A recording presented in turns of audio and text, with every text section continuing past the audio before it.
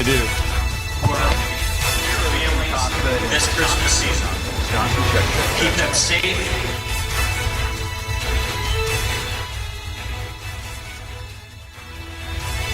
For their service. We ask that you would bless our new president, Donald Trump.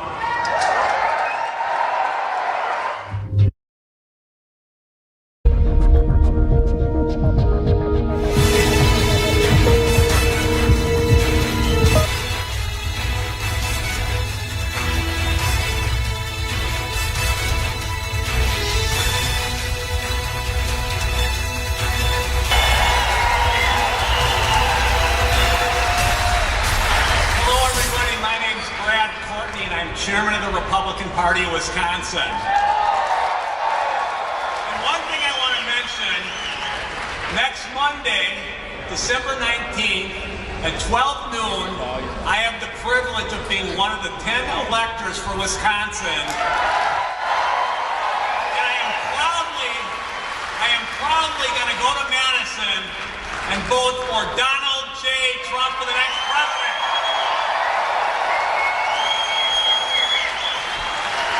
Secondly, I just want to thank everybody out here for all their hard work over the last 6 years. We have just done so many wonderful things here in Wisconsin. I want to thank our legislators for showing such courage. Keep praying for them because, again, they need it. They've done the right thing. But I also want to encourage people, stay involved. And when our legislators go astray, remind them the right things. Keep the pressure on, and again, thank you for your support, and God bless America. Now it's my privilege to honor America by saying the Pledge of Allegiance. Please join me. I pledge allegiance to the flag of the United States of America and to the republic which stands one nation under God, indivisible, with liberty and justice for all.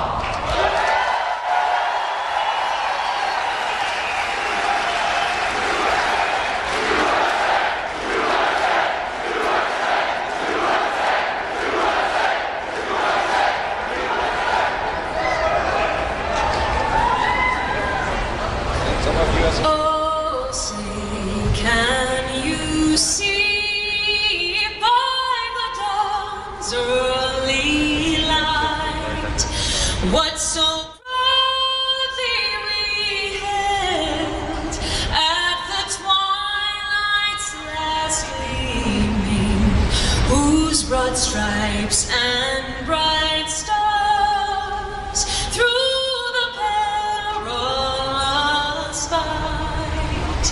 o'er the ramparts we watched were so gallantly streaming, and the rockets glare,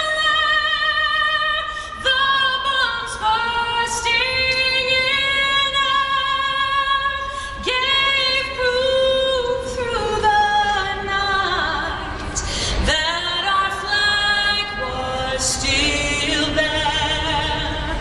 Oh, say does that star-spangled banner yet wave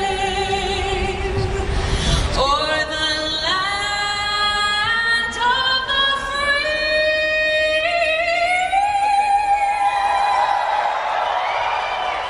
The home of the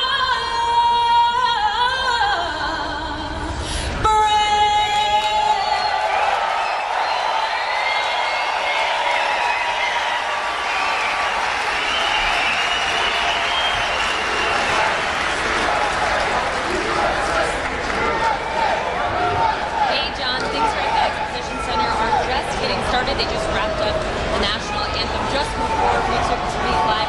There were already thousands of people who are out. Ladies and gentlemen, please welcome Milwaukee County Sheriff and now America's Sheriff, David Clark.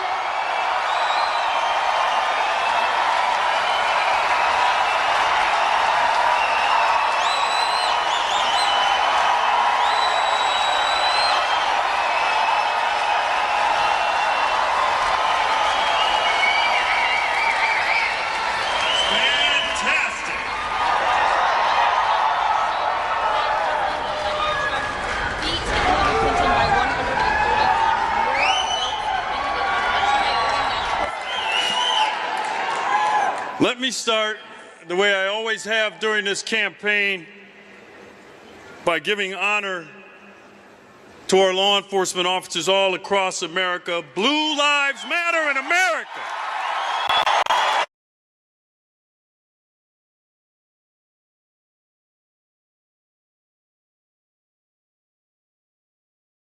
Over what we the people accomplished on November 8th. We did it. We shocked the world.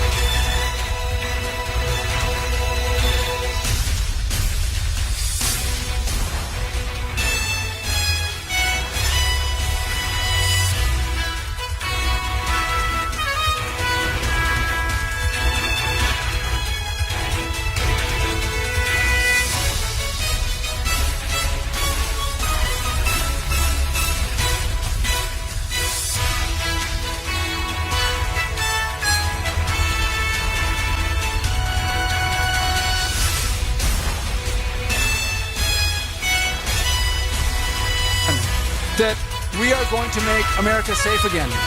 We're going to make America prosperous again. And with Donald Trump and this great...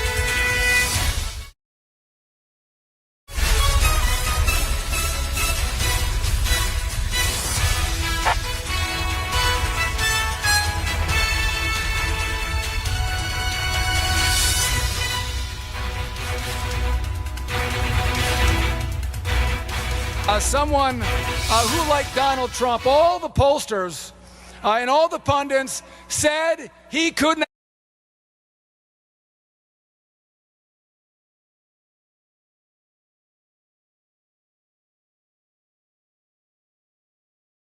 U.S. Senator Ron Johnson.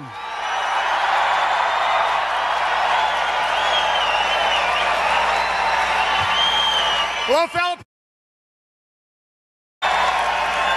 Hello.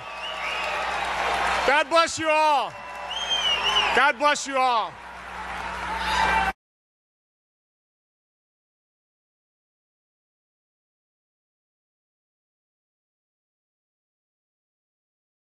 All Ryan, they're all here to say thank you. You know, as Sean said, everybody, and I mean everybody around the country, everybody in Washington, D.C. had written off this Senate seat. No way could Wisconsin deliver this Senate seat. But we did it. We did it. We did it.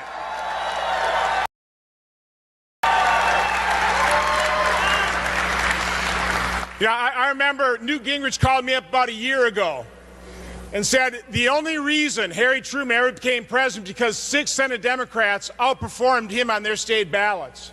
That established the goal for myself. And I conveyed that goal to every Lincoln Day dinner, every party gathering, every victory center, that don't worry about what everybody else says. Don't worry what's happening around the country. We've got a job to do here in Wisconsin. And we did it. Do you realize through your efforts, this Senate seat got more votes than any other Republican statewide candidate in the history of the state? That's what you did, your tireless efforts.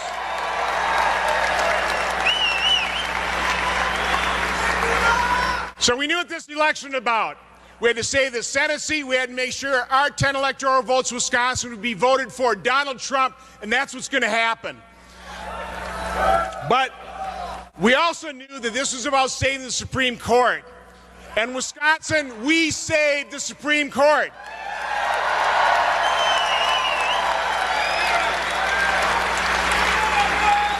And you can rest assured that Donald Trump will nominate a judge, somebody like Justice Scalia, that has the integrity and the faithfulness to the law for the Supreme Court, and we will confirm that judge.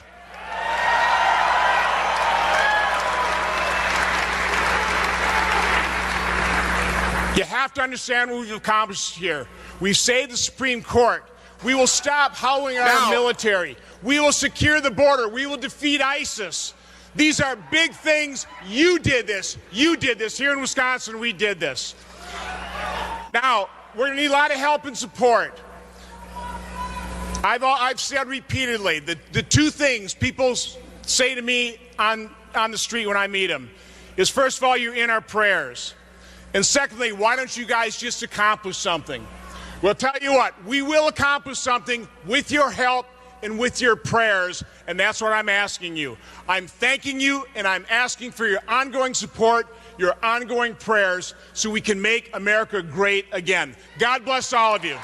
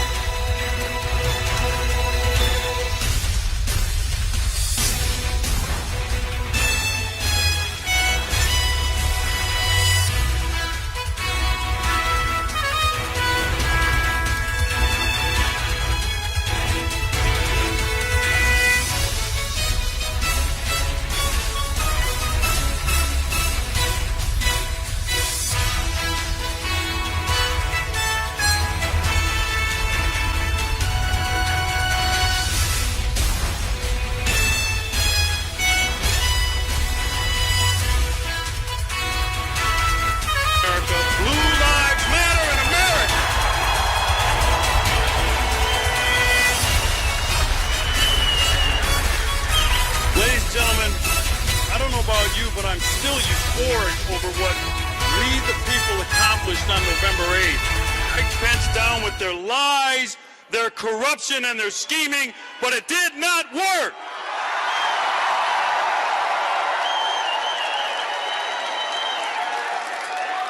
Now, some of you may remember that Muhammad Ali rope-a-dope strategy. He laid on the ropes. Donald Trump laid on the ropes and took their best shot. Every once in a while, Donald Trump would look up at the media and say, "Is that all you got?" And in the final push toward November 8th, with your help, we knocked them out and shocked the world.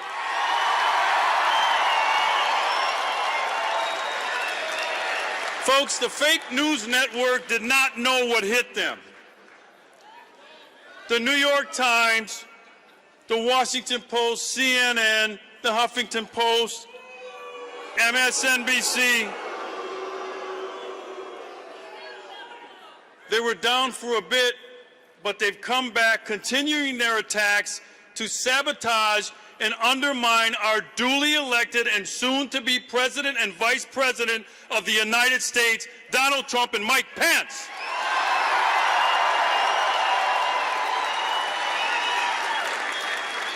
Now, you saw what happened after November 8th. First, it was the riots that followed Election Day. And then it was the smear fake news to discredit what we the people did on November 8th. Then it was recounts. And now it's the Russian conspiracy in the election.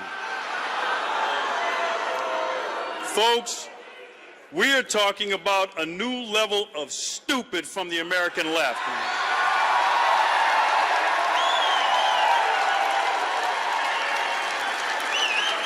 And now a so-called bipartisan group of members of Congress are calling for investigations into the Russian influence in the election. Think about this. Let me tell you this, if Congress wants to investigate something, they should investigate billionaire George Soros and his attempt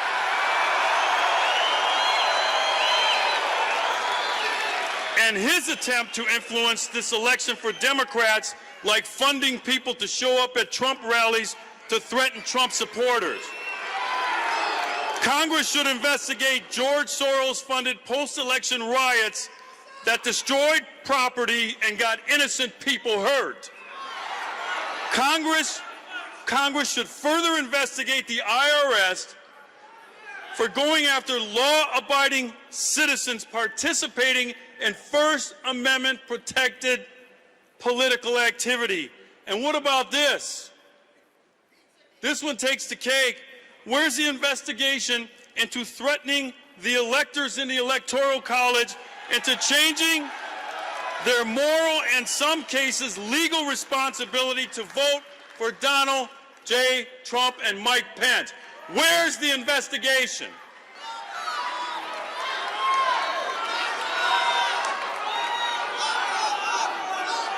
Here's the law. Here's the law. The law is very clear. In a nation of laws, the law is 18 U.S.C.S. 594, and it says, in part, whoever intimidates, threatens, coerces, or attempts to intimidate, threaten, or coerce any person for the purpose of interfering with the right of such other persons to vote as he or she may choose to vote for any candidate for the office of president, vice president, here's the key word, or presidential electors shall be fined and not imprisoned for more than 1 year or both. This is a criminal act. Where is Loretta Lynch? Where is James Comey? Why are they not enforcing the rule of law to protect our political process? You see, most of you know with the Democrats, defeat is never final. They just regroup and begin what I call a campaign of menace. It's designed to distract and intimidate. They're trying to slow President-elect Donald Trump and Vice President-elect Mike Pence down from moving this agenda forward to make America great again.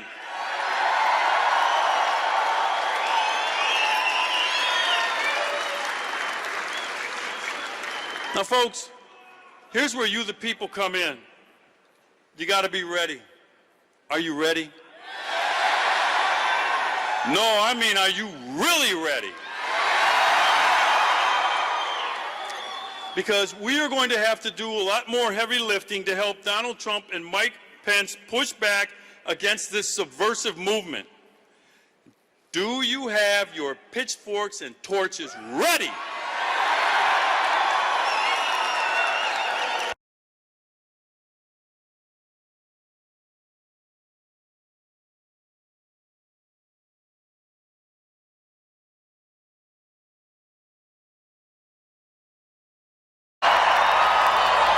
Even better, how does it feel to win twice? I think we had a recount, and after we spent all kinds of money and went through the process, Donald Trump picked up even more votes than when he started.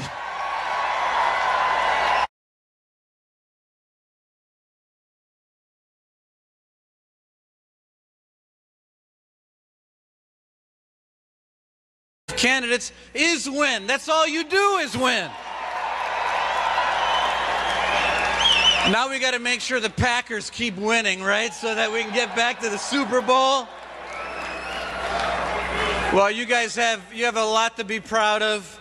You've got a great organization here, the Trump campaign, the Republican Party, everyone together. The reason it worked was that we were a team. Everybody, and Brad Courtney and Pete Meacham, Sean Duffy's organization, the entire team did something that was so special. And it couldn't have happened without everyone here. I want to thank you. I want to thank the people of Wisconsin for once again, as you've been doing year after year after year with that great governor, Scott Walker, is win. But pave the way to the future. It started here in Wisconsin. It started with that Walker Revolution, with that huge victory, and Act 10, prevailing wage, all the things that Scott got done with Republicans in the legislature, paving the light of freedom for the rest of the country. And that night, when the exit polls came out and we weren't sure how things were going to go, it was Wisconsin that brought it home for the United States of America. And it was the battle for freedom that was won once again in the Badger State. And you did it.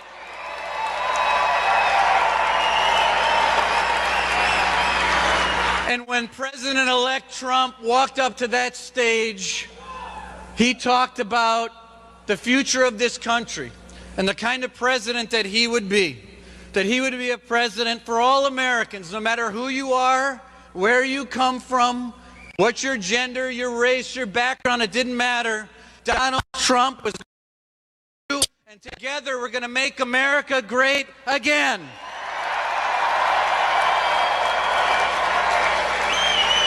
And don't forget the things that he promised: a strong America, tax reform, repeal and replace Obamacare, repeal those executive orders, begin the process of eliminating and defeating ISIS once and for all across the world, securing our southern border once and for all,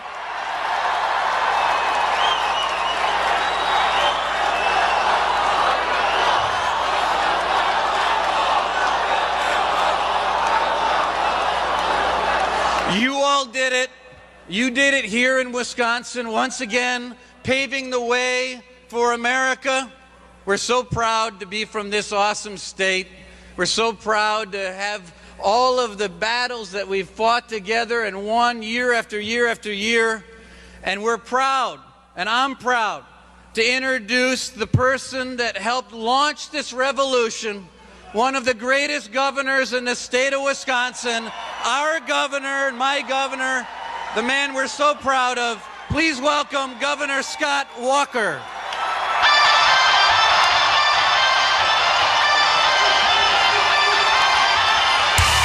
Good evening. Hey, thanks, Dave. I love that flag over there. Thanks, Dave Zine. You know, freedom, endowed by our Creator, defined by our Constitution, for these United States. It's all our veterans here tonight.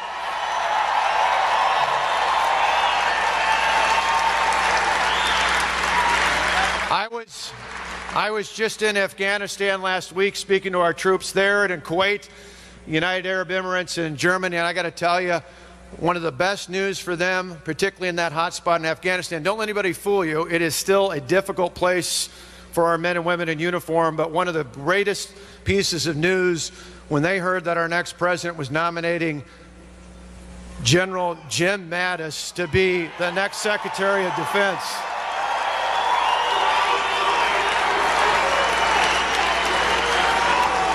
They were pumped up because they knew this was a leader who was going to make decisions based on security and military and not political decisions. That's why we needed a new president and a new vice president who are going to lead this country forward, and that's one of the best decisions they've made thus far.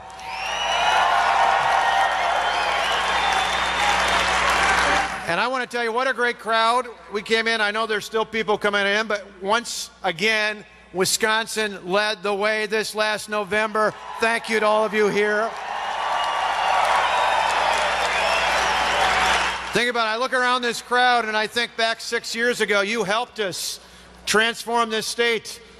In November of 2010, you sent us as a new governor. You helped elect a new lieutenant governor. You elected Ron Johnson and Sean Duffy and new majorities in the Assembly and the Senate. And then a week later, we said it's put up or shut up time, and we delivered on our promises. You helped us do that.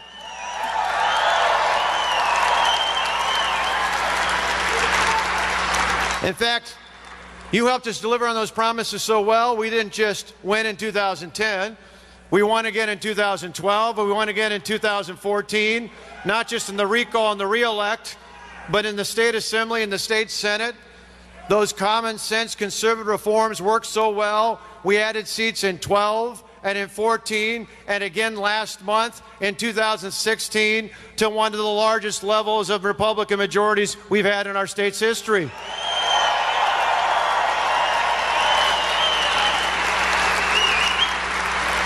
And we did it because common sense conservative reforms work.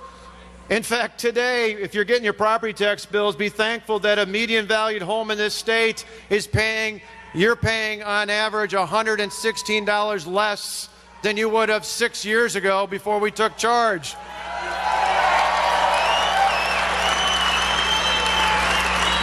And now we have an incredible opportunity, thanks to the voters in this state, by sending a new president and vice president along with a House and a Senate to take some of that common sense conservative reforms from Wisconsin and apply it to Washington, where they desperately need more common sense.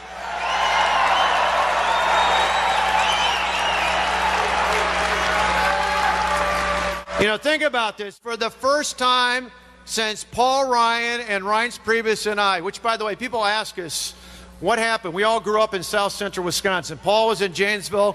I was in Delavan. Reince was just outside of Kenosha. They say, what was in the water? I tell them it was beer. It wasn't water, it was beer. But you think about that. For the first time since Reince and Paul and I were in school, Wisconsin went Republican for president for the first time since 1984. You helped change America.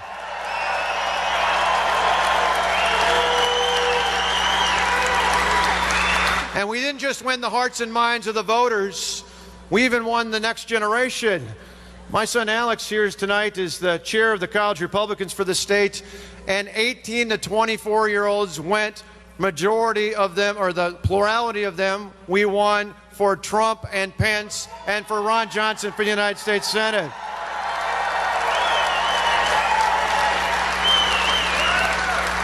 Now, with your help, we elect Trump and Pence as our next president and vice president of the United States. We sent Ron Johnson back to the United States Senate. We elected Mike Gallagher to the Congress in the Northeast for the first time. We sent back great people like Sean Duffy to the Congress, along with Glenn Grothman and Jim Sensenbrenner and the rest of the team to do the job. And then you're going to hear in a moment from the man who's going to help in the Congress lead the way so that this president and vice president can work together with the House Republicans, Senate Republicans, and make things happen in this country.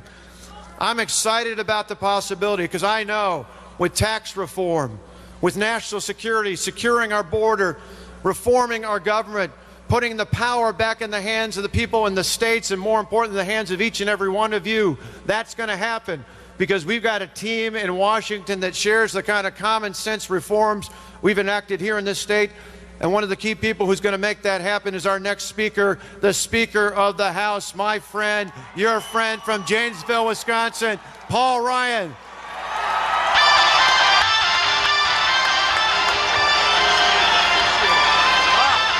Hey, Wisconsin, how about it, huh? Oh my God! Is this not so cool? Is this not incredible? It was before I had my driver's license the last time Wisconsin went Republican. This is amazing. Here's what I want you to know. Because of the hard work of the people in this room, you are helping us get this country back on track.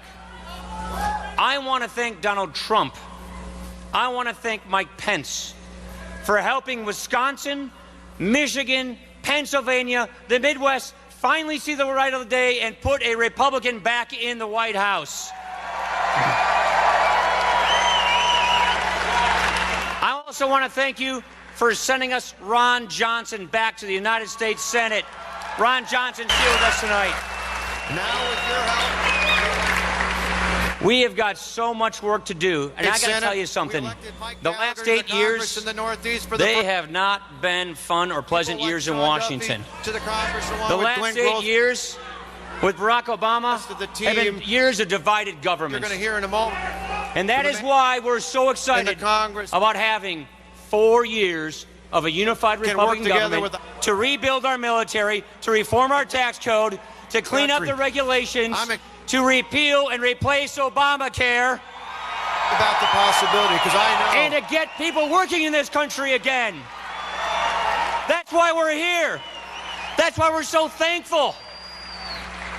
Join me in saying thanks and in welcoming a man from the heart of the conservative movement.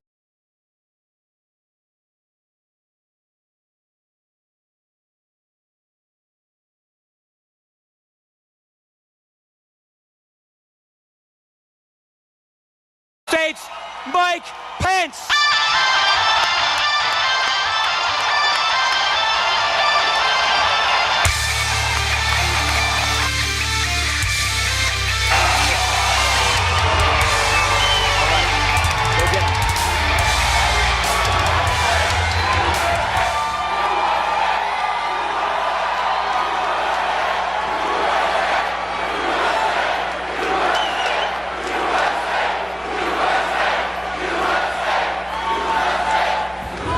Hello, Wisconsin.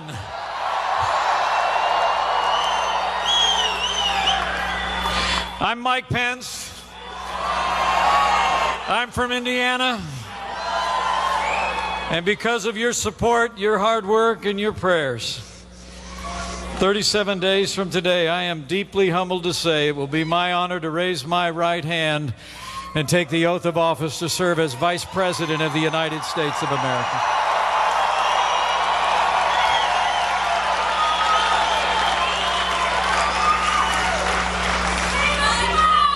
I came here tonight on behalf of my little family, first just to say thank you. Thank you for the honor to serve. But mostly I'm here tonight as a fellow American to say thanks to the people of Wisconsin. Thank you for voting to make America great again on November the 8th.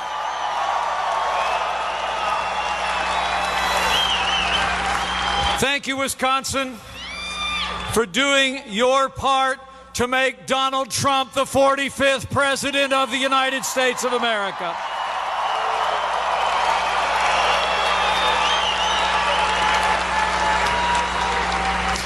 He did it. And we have all of you to thank. Thanks to you, America will finally have a president who will rebuild our military, restore the arsenal of democracy, provide our soldiers, sailors, airmen, Marines, and Coast Guard with the resources and training they need to accomplish their mission, and we will have a commander-in-chief who will hunt down and destroy ISIS at its source.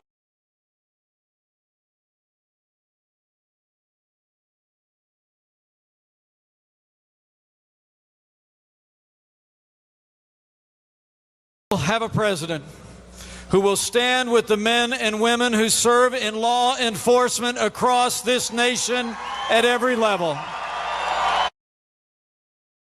Provide them the resources and the tools to protect our families and go home safe to theirs, and we will have a president who will not rest until we restore law and order to every city and every community in this land.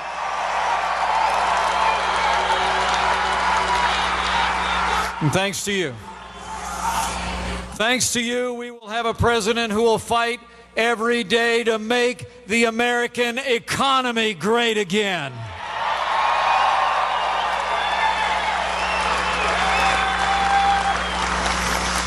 In just 37 days, we'll have a president who will repeal Obamacare lock, stock, and barrel and replace it with free market solutions to health care reform. We'll have a president who will cut taxes, roll back excessive regulations, and repeal every single unconstitutional executive order signed by Barack Obama.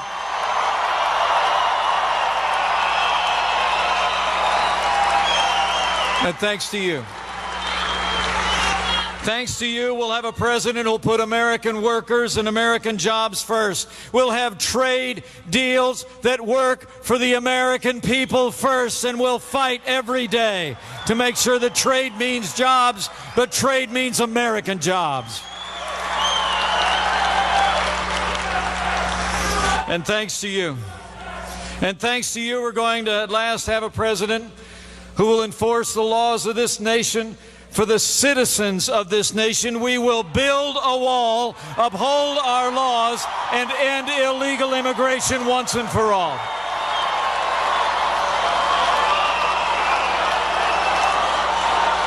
And thanks to you.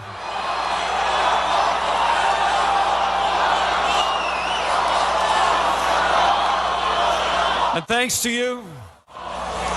you, we're going to have a government as good as our people again. We're going to have a government in Washington, D.C. that works every day for the people of this country and not the special interests. We're going to have a president who works with the Congress to reform our ethics laws, and we're going to drain the swamp.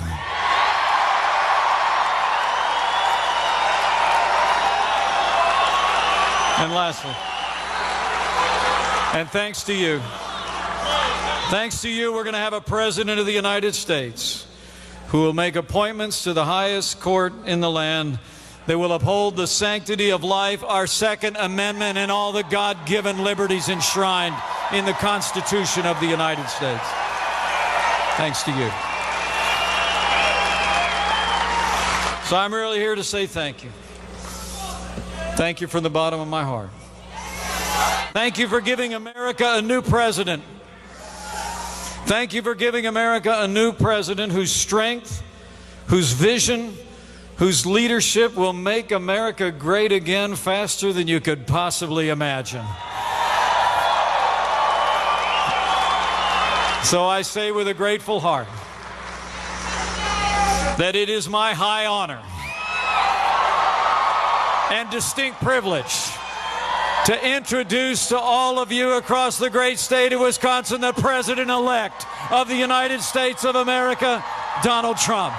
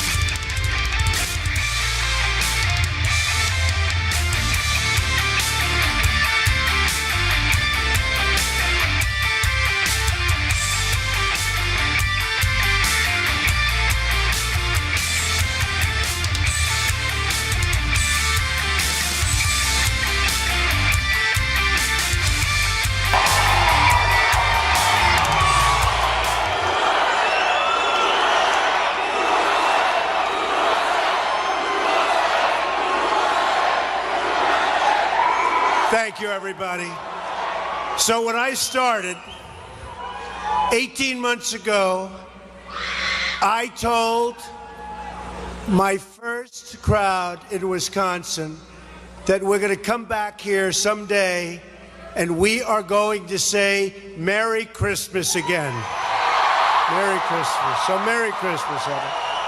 Happy New Year, but Merry Christmas.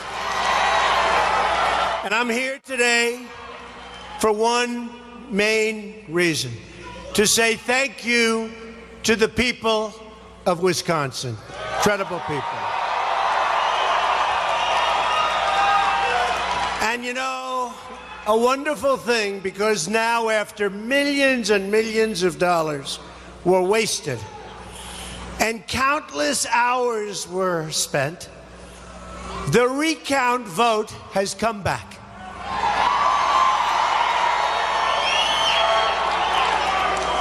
You know, I called it a scam, but I won't say that because we want to be nice, okay? So I refuse to say it was a scam tonight, all right? This way they can't report that I said it. And after all of this money was spent by the Democrats, believe me, they were behind it, okay? And the Green Party, wonderful party. She got less than 1%, but she thought she was going to catch us.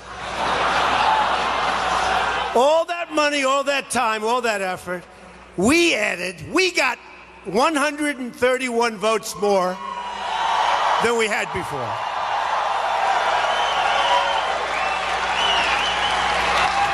I think it was worth it. Well, they spent $3.5 million, $4 million for 131 votes. That's okay. Tells you how important every single vote in America is, right? We won Wisconsin for the first time since 1984, 32 years ago. You went out and you pounded the pavement, organized your fellow citizens, and propelled to victory a grassroots movement, the likes of which the world has never seen before. Now, all over the world they're talking about this, and they're now comparing what is happening in other places, faraway places, with what happened here. So, and Brexit now is sort of a small version of what we did. But I predicted Brexit. And when I predicted Brexit, they all said, he doesn't know what he's talking about. And when it happened, they refused to acknowledge that I predicted it, which is standard. I will never forget you, and I will never, ever stop fighting for you. Okay? Never.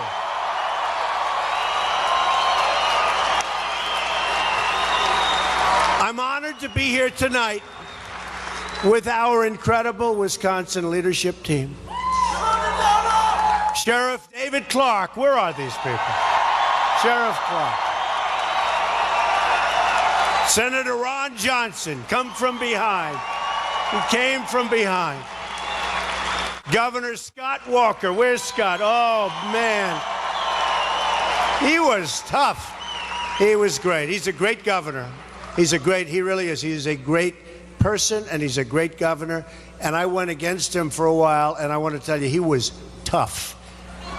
So now it's going to be your turn very soon. I don't know. You and Pence are going to have to fight it out. I don't know. Thank you, Governor. Appreciate it. Speaker Paul Ryan. I've really come to I've come to appreciate him. Speaker Paul Ryan. Where's Speaker? Where is he? He has been, I'll tell you, he has been terrific. And you know, honestly, he's like a fine wine. Every day goes by, I get to appreciate his genius more and more. Now, if he ever goes against me, I'm not going to say that, okay? He's a great guy, and we have some amazing things in store. And we're going to work on taxes. We're going to work on Obamacare. We're going to work on things, and he's going to lead the way. So thank you. So we're going to work on the wall, Paul.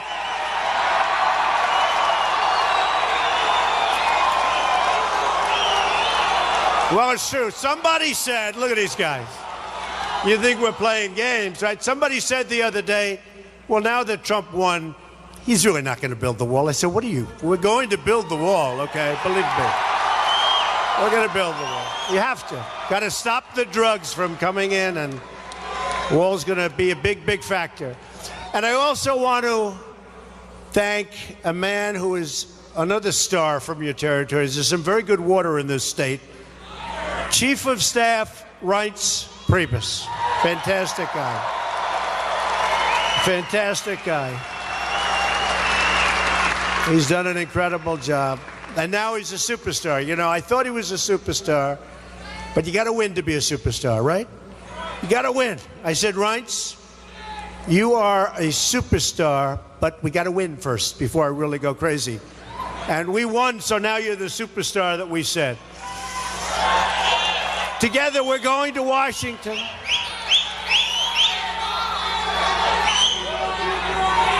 Whoop.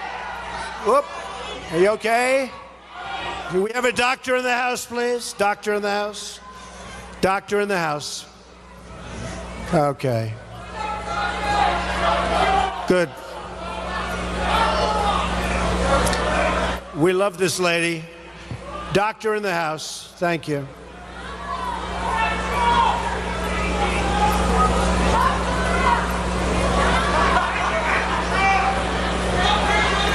We love this lady. We love everybody. We love everybody. That woman who I've seen before is terrific. Make sure she's perfect. Make sure she's okay. Okay, take your time. We have time, right? We have time.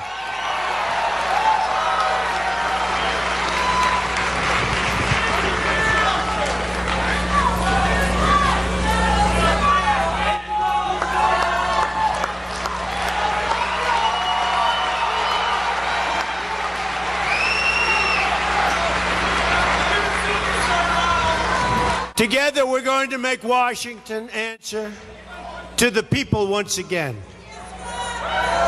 We're going to put the government to work for you. First time in a long time. The whole world is recognizing our movement. It's because of you. And by the way, again, a movement that they've never seen before. They didn't know what hit them. They didn't know what happened. And it's because of you that we, all of us, were just honored with the Time Magazine Person of the Year. And just a little while ago it was announced that we were also honored with the Financial Times Person of the Year. So that's great. See, in the old days, it was called the Man of the Year, right? Now they call it the... Okay, so let me do this. And we have a lot of women here. I got to do it. Okay, do you mind? Would you prefer... I'll go Person of the Year, then Man of the Year, Person of the Year, Man of the Year. Okay. What should it be? I'm doing this for all of your politicians over here. Not that we're going to change at this point. Would you rather see Person of the Year? Man of the Year?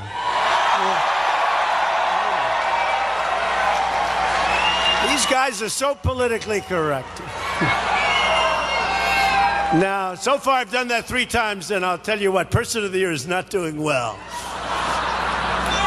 I also want to give a very special thanks to all of our great veterans that are here, service members, military families.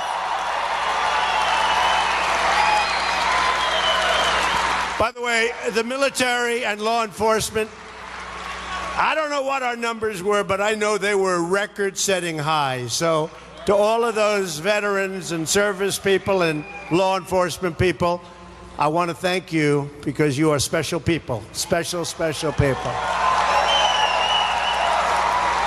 Because the fact is that America's men and women in uniform are the finest and bravest the world has ever known. We're going through something very, very difficult in the world and even in our country. The world has ever known. So to all of you who have worn the uniform, I say to you now on behalf of a very grateful nation, thank you. Thank you. Thank you very much. We're in your debt, and we will never let you down. We will honor your service and sacrifice. And that begins with defending and respecting the American flag.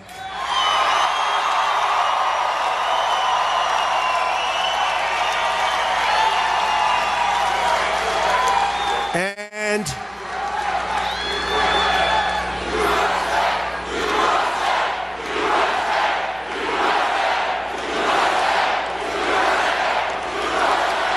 we don't like seeing people burning our American flag, okay? We don't like it.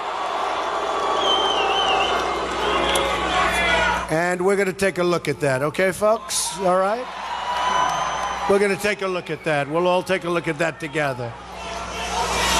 One man who understands the meaning of service is somebody that's become unbelievably popular because he's tough, he's strong, and he doesn't lose. General Mad Dog Mattis, right? He is a popular guy because of his record. You ever hear of somebody named Vince Lombardi? You've never heard of Vince Lombardi. Never.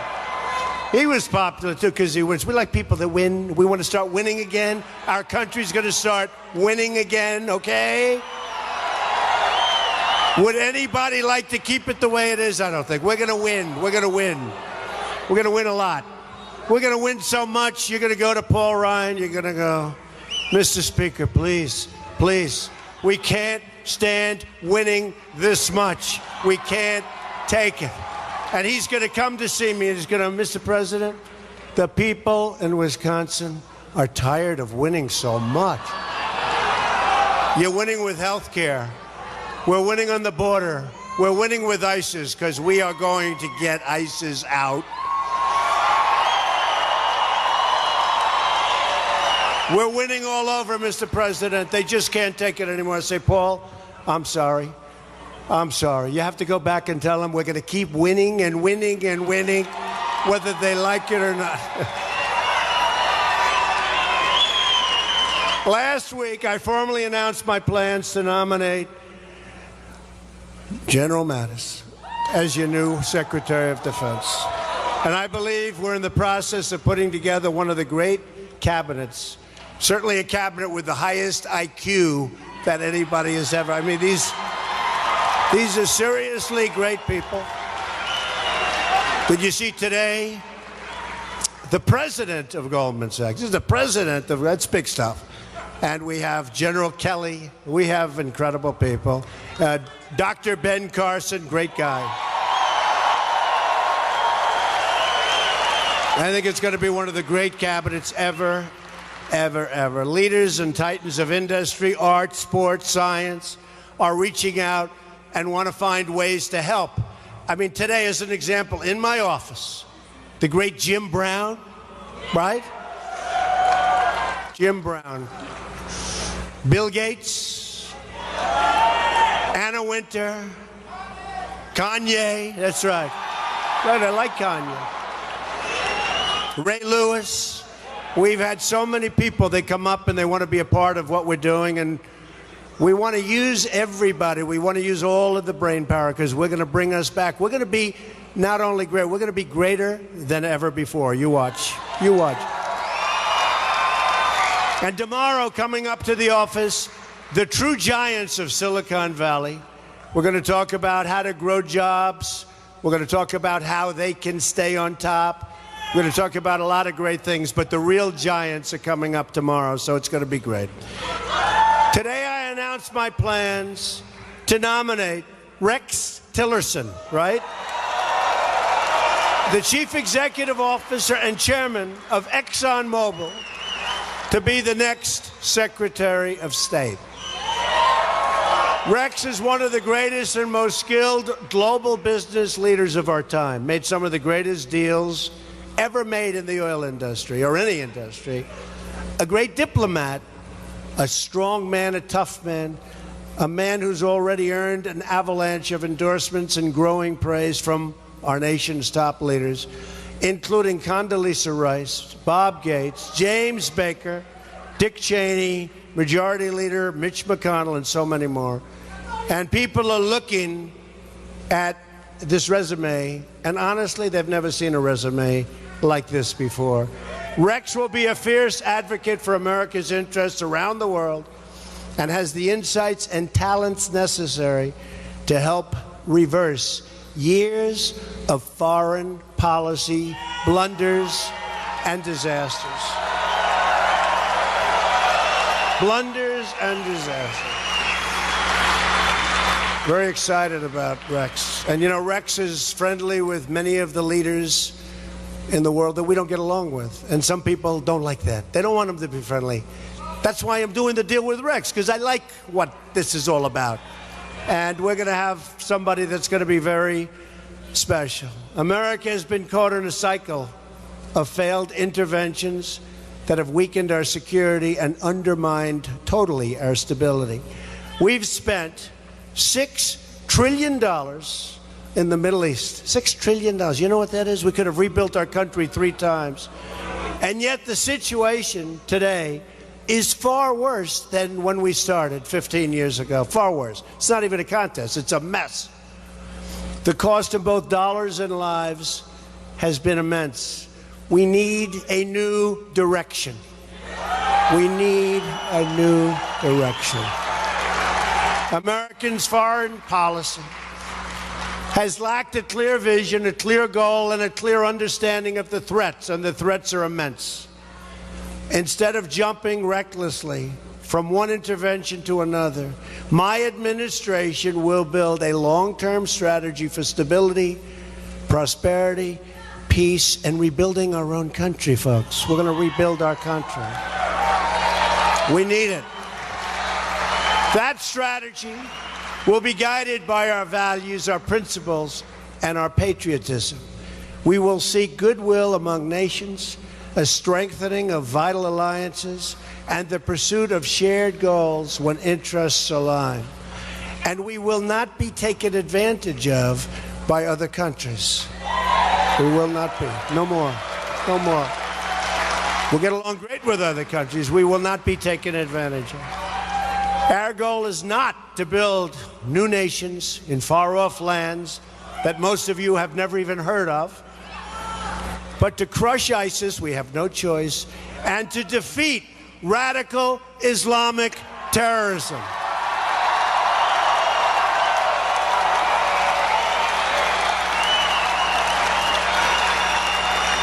My administration, with the help of Paul and Ron and everybody, will also rebuild our badly depleted military and take care of our great veterans the way they should have been taken care of for a long time.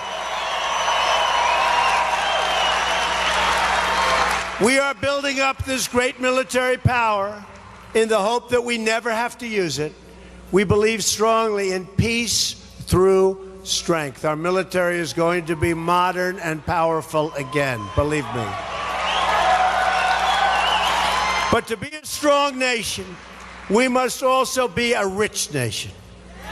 Doesn't sound so nice. A woman came up to me. She said, Mr. Trump, I loved your speech, but I don't like when you say rich nation. I said, ma'am, you're a fabulous woman. But if we're not going to be a rich nation, we can't rebuild our military. We can't take care of all of the problems we have, including our medical problems. So we're going to be a rich nation. And after I spoke to her for a few minutes, she was okay. She was okay. My administration will be focused on 3 very important words: jobs, jobs, jobs. Whether it's building cars, producing steel, or curing disease, we want the next generation of innovation and production to happen right here in America and right here in Wisconsin, right? First, on taxes. This is where we really need Paul. We're going to undertake one of the great tax reforms and simplifications in American history. This includes a massive tax cut for the middle class and middle class families from Wisconsin, too. We're also going to lower our business tax rate so that new companies will come to our shores and hire workers in cities like right here. Is that okay? That's what we want. We're going to bring our rates down from 35%. We're going to try and get it down to 15%. So right now, and by the way, the jobs will pour in. So right now, we're the highest taxed nation in the world. And when we finish, we'll be one of the lower tax. One of the lower. On regulations, which is perhaps even more important because our companies are dying and being strangled through regulation. We're going to eliminate all wasteful, job-killing regulations. On energy, we will cancel the restrictions on the production of American energy, including shale, oil, natural gas, and clean, beautiful coal. We're going to put our miners back to work.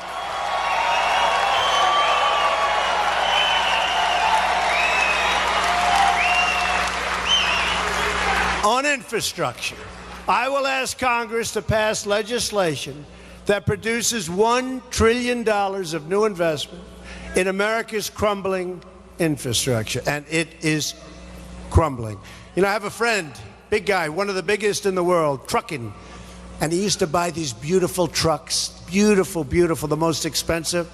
And he calls me up recently. He said, I can't buy them anymore because we go from California to New York. And by the time they get to New York or California, if they're going the other way, they're all beat to hell because of the potholes on the highways. I said, was it ever like this? He's been doing this for 45 years. He said, it's never been like this. So we have to fix our infrastructure. We have no choice. And we're going to put our people back to work in the process. It's time to help get Americans off of welfare and back into the labor market. Rebuilding this country with American hands and with American workers. My administration will follow two simple rules. Buy American and hire American, right? We're going to do it. Because from now on, it's going to be America first. America first. I look at some of these deals we make and some of the treaties and some of everything, and I say, I think these people were thinking about the other nations. I honestly do. I say it's impossible for this to happen. Either that or campaign contributions were magnificent with people. But they're so bad, the deals are so bad, so disgraceful, that I actually think they're putting other countries ahead of our own. On trade, we are now, you people don't stop.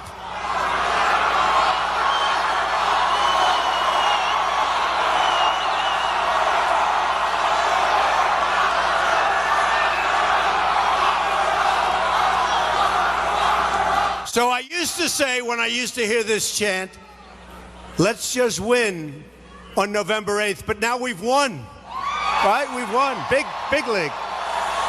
So anyway, you people, I'll tell you, tough people in Wisconsin, fellas. Right, Governor? Tough? On trade, we're now running a nearly $800 billion annual trade deficit. I say, who makes these deals? Who? No, think of it. I have friends in here that are business people. Who makes these deals? $800 billion. America has lost 1/3 of our manufacturing jobs since NAFTA. We've lost 70,000 factories. Think of it, 70,000. It's like, doesn't even sound like it's possible. And I know it's right because I've said it for the last month and a half, and they never corrected me, so it has to be. Because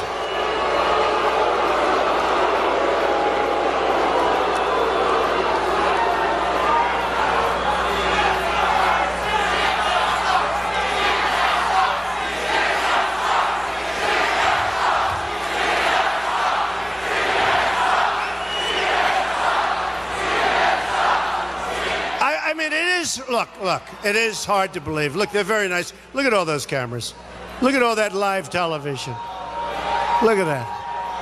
Who has to do this every night with all those live cameras up? Can you imagine if we made a mistake? Would it be a disaster? See, other people running for office, if they make a mistake. But if I made a mistake, a disaster, right? Look at that. You ever see so many cameras, Mr. Vice President? So, but I have to tell you, they were devastated on November 8th. They were devastated.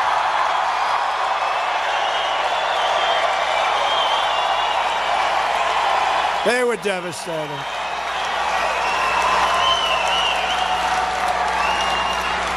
Should I go over that evening just once quickly? So, it began with phony exit polls. And I got a call from my daughter at about 5 o'clock, and she was called by people in their business. And her husband, Jared, great guy, he was called. And they called me and they said, "I'm sorry, Dad, it looks really bad. Looks really, really bad." I said, "What's the problem? Tell me." Now, it's very interesting, because I really assumed I lost. You know, look, I believe that these things are supposed to be correct. So I sort of thought I lost, and I was okay with it. I wouldn't say great. In fact, I called my vice president and I said, "It's not looking good, right, Mike?" I said, "Not looking good. You were getting the same numbers that I was getting." Of course, you know, a lot of it is phony stuff, too, because they'll say, "Donald Trump is a bad person. Do you agree or not?" So people would say, "Yeah." No, but it's easier. Then they have yes in a big box like that, and they have no, you can't find. So, you know, a lot of it's phony deals going on. But I will tell you, so I got the call, and they said, "Looks bad. Looks really bad." And they want to be nice to me. They're talking this way because they wanted to be nice. They actually thought we might lose strongly. So I said, "Don't worry about it. Don't worry about it. Whatever happens, happens." Now, for the last month, I didn't do interviews. All I did was these rallies. I did 3 a day.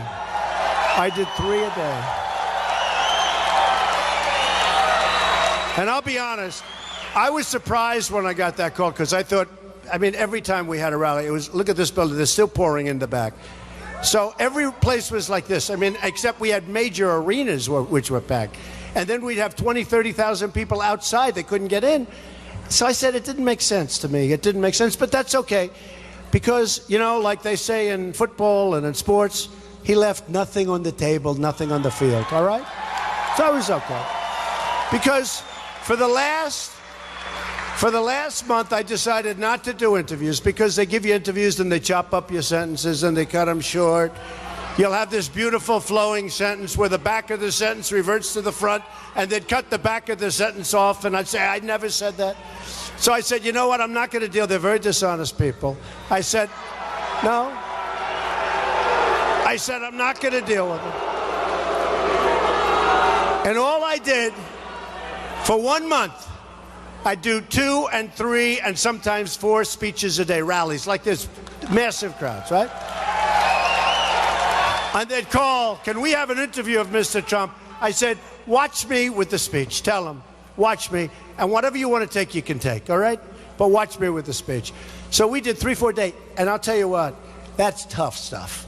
So I did 3 a day, a couple of 4s. And I always had in mind the last 2 days and even the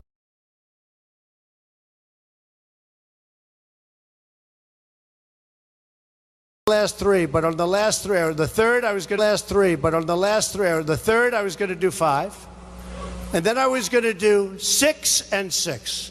Now when you do 6 speeches where you have 10, 15, 20, 25, even 30,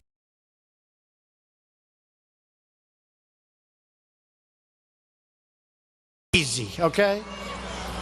Good stamina, high energy. Do you agree? High energy. High energy.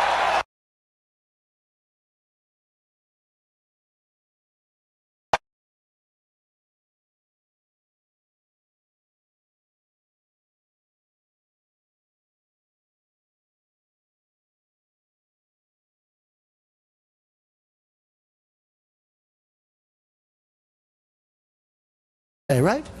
I did 6 speeches. And then I heard that my opponent, does anybody remember my opponent? No?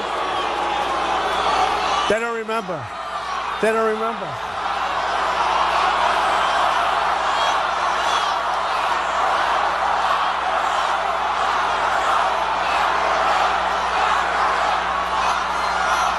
Governor, these people are brutal.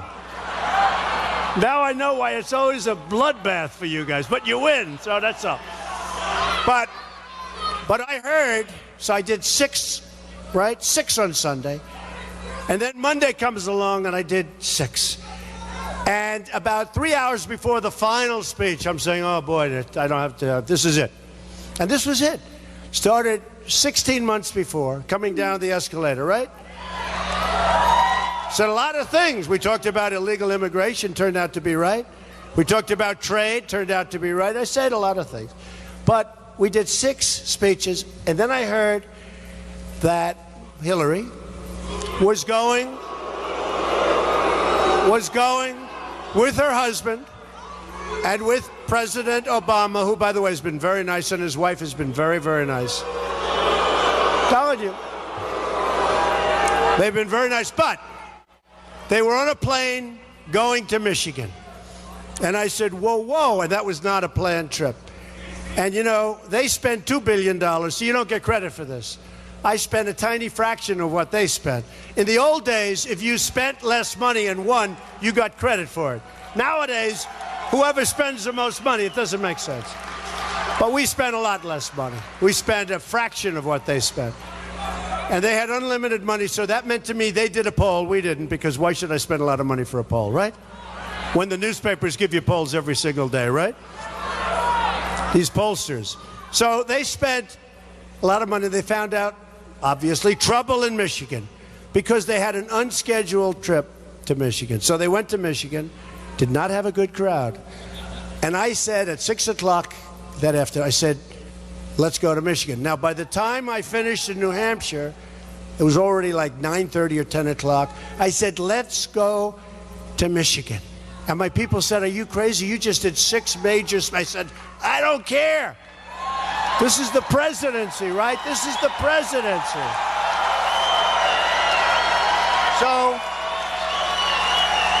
So we went to Michigan with no notice, with like a tweet. We went up. Now, I do have between Facebook and Twitter and Instagram almost 40 million people, so that's a lot. It's a lot. But with a tweet. So we get there, and it's very late. It's like 12:30. And our vice president-elect was there with me. And we had, at 12:30 in the morning, and I started speaking at 1 o'clock in the morning, we had in Michigan 31,000 people inside and outside. 31,000 showed up. And I said to Mike and I said to everybody, we're going to win Michigan. I'll tell you. Now, it hadn't been won in like 38 years, but we are going to win Michigan. And we ended up winning Michigan. But anyway, so I got the bad news from my daughter. And I said, that's too bad. So I go and see my wife. I said, baby, I'll tell you what. We're not going to win tonight because the polls have come out. And, you know, I always used to believe in those exit polls. I don't believe in them anymore. And it's just looking bad. But you know what? I'm okay with it because of the fact that I couldn't have worked any harder. You can't do any worse than that. I mean, I just couldn't have done it. And if I lose, I lose. And you know what? If I lose, I lose, and I'm going to have a nice, easy life. We can all relax together, right? But, so, you know, I felt, you know, you don't feel good if you didn't put out and you lose. But if you put out every single ounce of energy in your blood, you feel like, okay, there's nothing more you can do. So I told her, and she looked at me, and she's seen these rallies, and she said, you're not going to lose. I said, no, I'm telling you, the polls are looking very big. She goes, you're not going to lose, my wife. So then I figured, hey, look, it's just a nice wife that's trying to be nice. And that's what she is. She is a great person. So what happened? Melania, right? Do we love Melania? Boom, the escalator.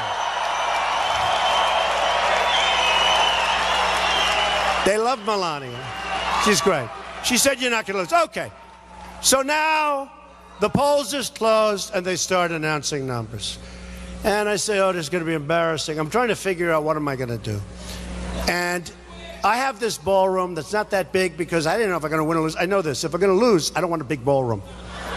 I'd go up, I'd say, ladies and gentlemen, thanks a lot, my supporters. I love you, folks. I love you. Good night, everybody. Bye. I'm out of there, right? And she had this massive convention center with a big fireworks display.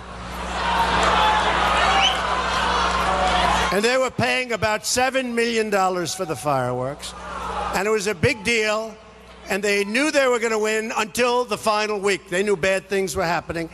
And I got a good sign when 4 days before the end, I called up Mike. They just canceled the fireworks. It was the front page story. They canceled. Now, usually you cancel fireworks because you don't want fireworks if you're going to lose, right? Did anybody ever use fireworks if they're going to lose? Governor, in the history of elections, if you lose, you don't set off fireworks, right? So they canceled their beautiful Grucci fireworks. And I wanted to be a wise guy, so I offered them 5 cents on the dollar for their fireworks, okay? I did. We never heard back.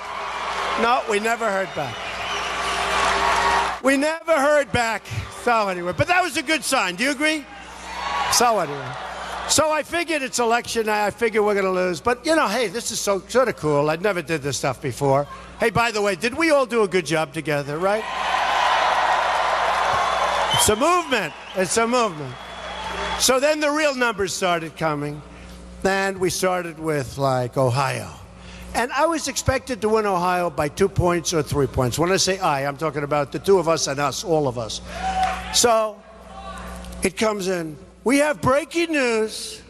Donald Trump has won Ohio in a massive number. Right? We won Ohio very close to 10%. So the 2% or 3% was now close to 10%.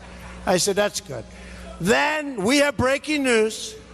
Donald Trump has won the great state of Iowa.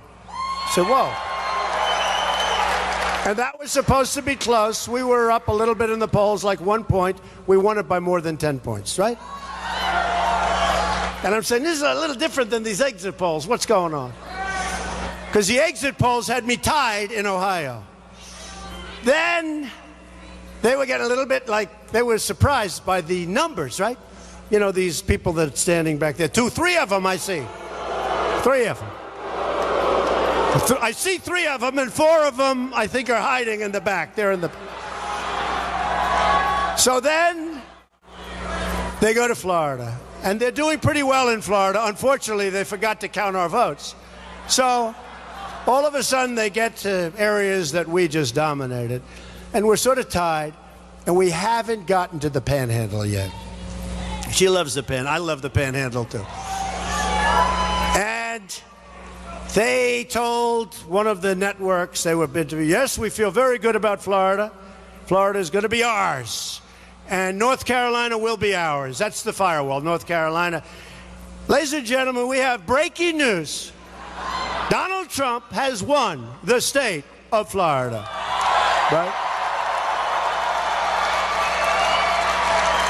Now, they spent 10 to 1 in North Carolina.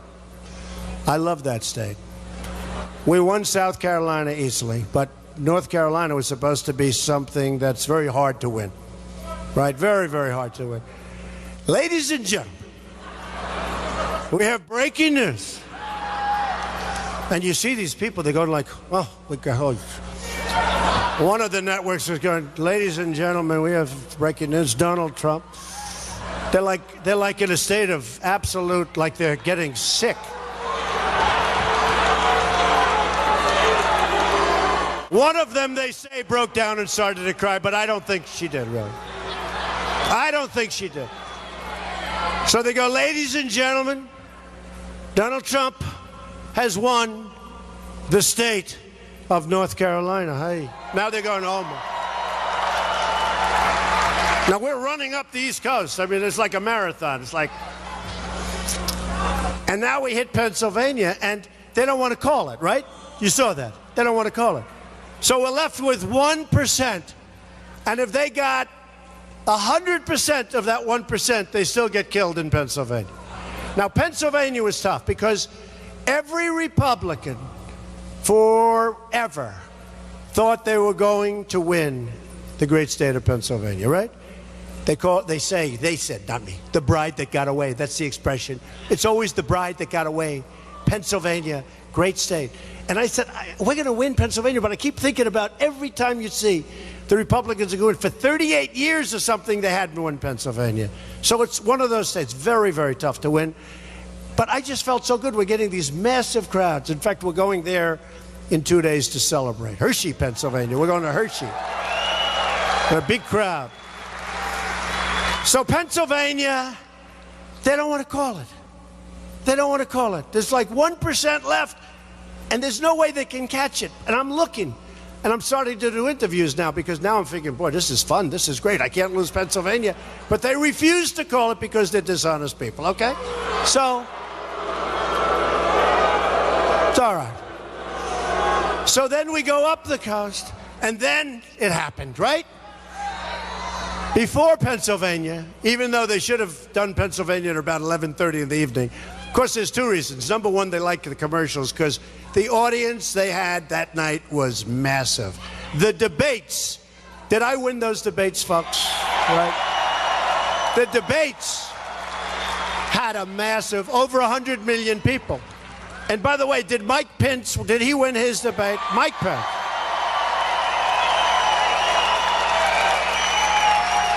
That wasn't even a contest. In fact, Mike, it actually got boring. That was not even a contest. So, then it happened, folks, out of nowhere.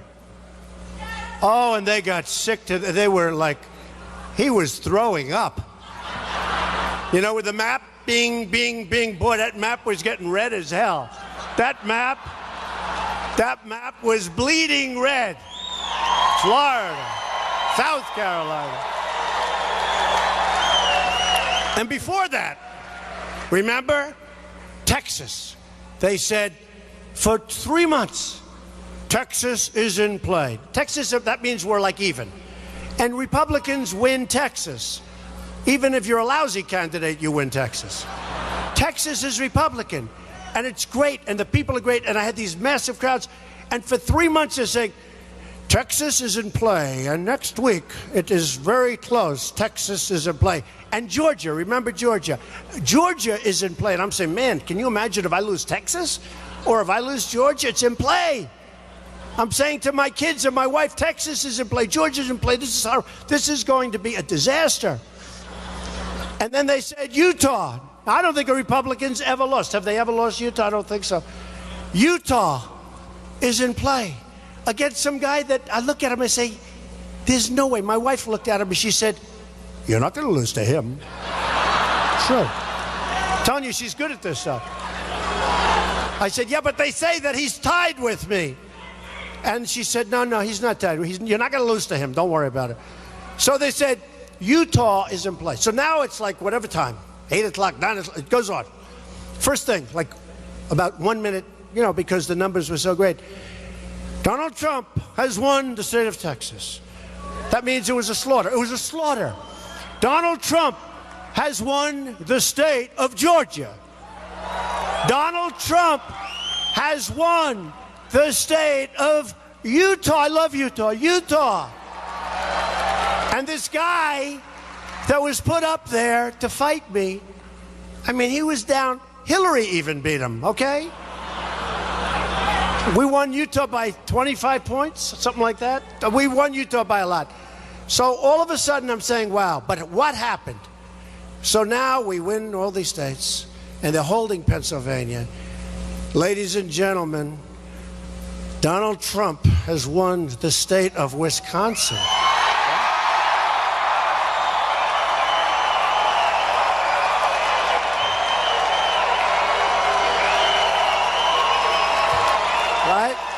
Donald Trump.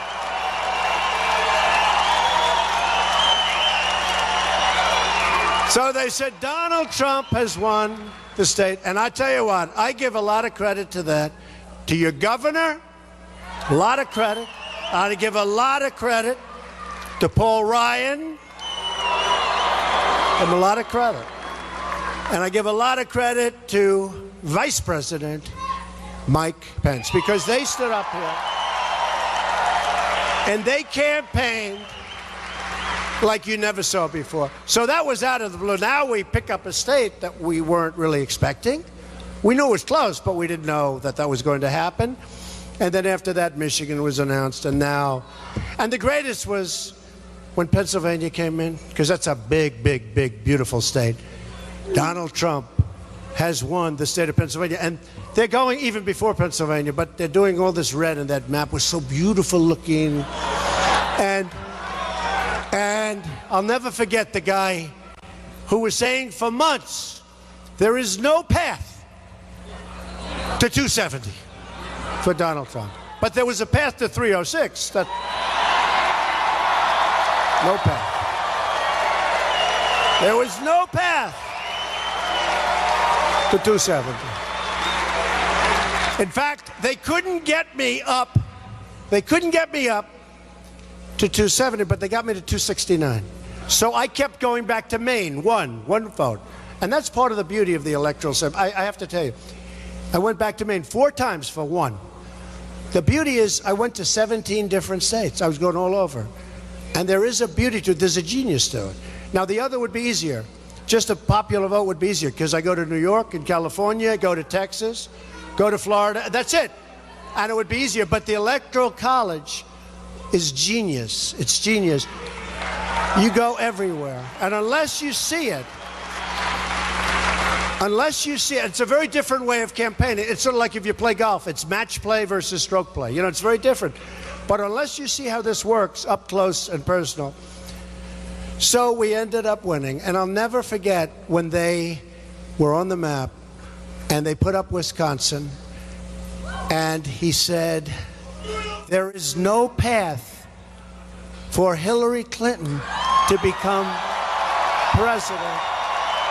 Donald Trump is your next president of the United States. Because of you. So I want to thank the people of Wisconsin. You're incredible people. You're incredible people. Really do. And I can tell you this. We are going to work so hard for you. We're going to work so hard. We're going to have the best people in the world. And you see the people we're getting. If you don't mind, we won't be totally politically correct. If you don't mind, okay? Is that all right? All right. We are going to work so hard for you. And we're going to bring back your jobs. And we're going to terminate Obamacare. We're going to come up with a great, great health plan that Paul Ryan is working on right now. And we're going to cut your taxes. And we're going to have strong borders. And we're going to have the wall. We're going to have the wall. We're going to have that wall. And we're going to stop the drugs from pouring into our country. And we're going to build up our military, big league, and we're going to take care of those vets. We're going to take care of them. And we are going to make you, look, here's the bottom line. We are going to make you so proud of your country again. So proud.